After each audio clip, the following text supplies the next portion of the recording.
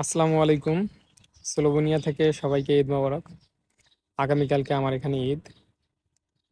বাংলাদেশে সম্ভবত বৃহস্পতিবার ঈদ।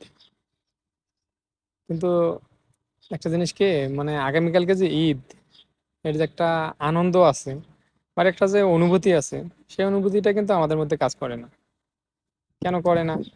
কারণ হচ্ছে স্লোভেনিয়া ছোট একটা দেশ। আর মুসলিমের কথা যদি বলতে যাই, তো এখানে মনে করেন যে 2 থেকে 2.5% মুসলিম।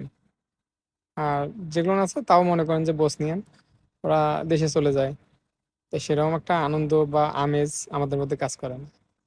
কিন্তু যারা মিডল ইস্টে থাকে, তারা কিছুটা হলেও ঈদের আনন্দ উপভোগ করতে পারে, বা ঈদ যে আগামীকালকে, সেটা অনুভব করতে পারে। কারণ মুসলিম কান্ট্রি মিডল ইস্ট, আর আমরা এখানে এই জন্যই আনন্দটা অনুভব করতে পারি না, যে এখানে তেমন মুসলিম নাই, সেরকম কোরবানিও হবে না।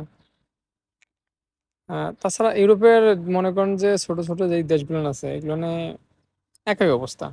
আমরা কেউ ঈদ যে আগামীকাল, সেটা আমাদের মনেই থাকে না বা অনুভবই করতে পারি না। তারপর পাশের জীবনটাই এরকম।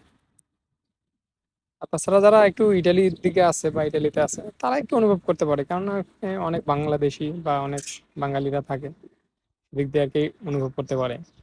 কিন্তু তারপরেও যে দেশে থাকার যে একটা মজা, যে দেশে থেকে যে একটা কোরবানি দেওয়ার মজা, এই মজাটা আপনি পাবেন না।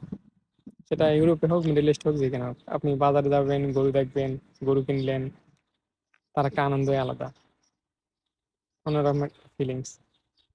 এখানে মনে করেন যে ইউরোপের মাটিতে অনেকে আছে যে এই, ঈদের নামাজটাও পড়তে পারবে না। আলহামদুলিল্লাহ, মাশাল্লাহ, আমার কোম্পানি অনেক ভালো, যে ছুটি চাইলেই ছুটি পাই আমি। তো কে কোথা থেকে দেখতেছেন, বা কে কোন দেশে আছেন, কোথা থেকে এবারে ঈদ করতেছেন, কমেন্ট করে অবশ্যই জানাবেন। আর আমার জন্য দোয়া করবেন, আমি সবার জন্য দোয়া করি। আল্লাহ হাফেজ, ভালো থাকবেন। আবার ঈদ মোবারক।